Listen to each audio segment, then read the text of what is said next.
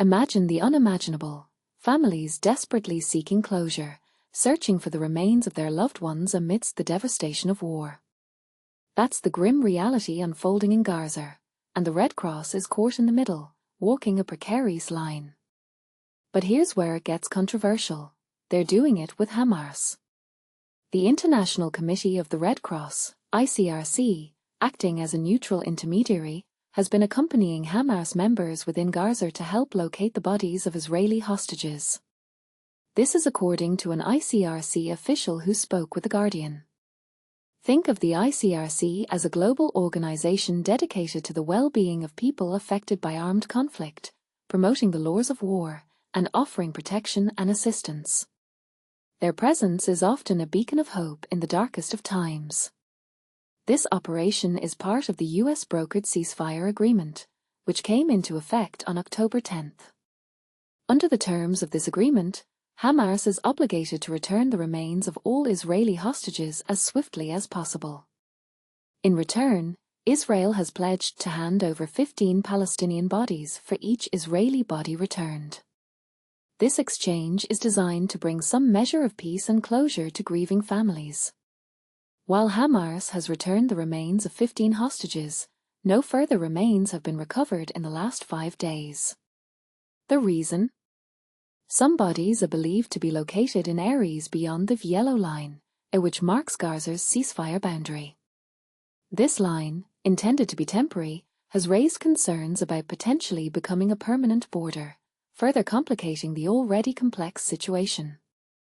According to Sarah Davies, an ICRC spokesperson, the ICRC is acting solely as a neutral intermediary at the request of both parties involved in the conflict. At the request of the parties, the International Committee of the Red Cross, ICRC, yesterday accompanied a party to the conflict as the party searched for the remains of the deceased past the IDF-designated yellow line, as she stated. And this is the part most people miss. The ICRC emphasizes that they are not involved in the negotiations determining the operation's details, nor do they participate in the actual search or recovery of the remains. Their role is purely to facilitate the process in a neutral capacity. A Red Cross official confirmed to The Guardian that the party mentioned in their statement was indeed Hamas.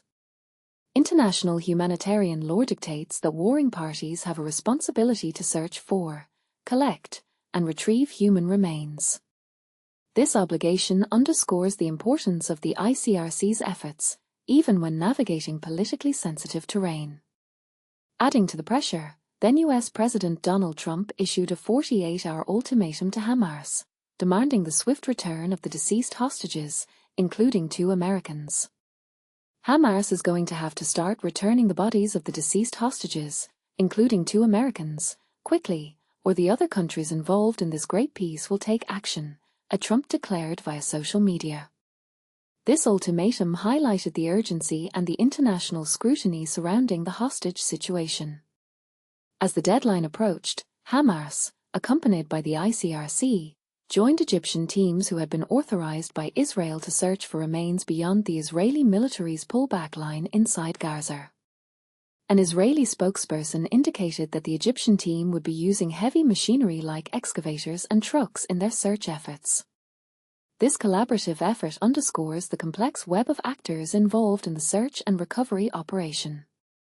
An unnamed Israeli official corroborated this information, telling Hebrew-language media that Hamas representatives had been granted permission to enter areas under IDF control to search for bodies, alongside Egyptian and Red Cross teams.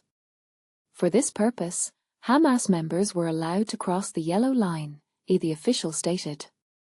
Footage from Qatar's Al Arabi network purportedly showed members of Hamas's a shadow unit, irresponsible for guarding hostages, accompanying a Red Cross vehicle near Rafah, an area outside Israeli military control.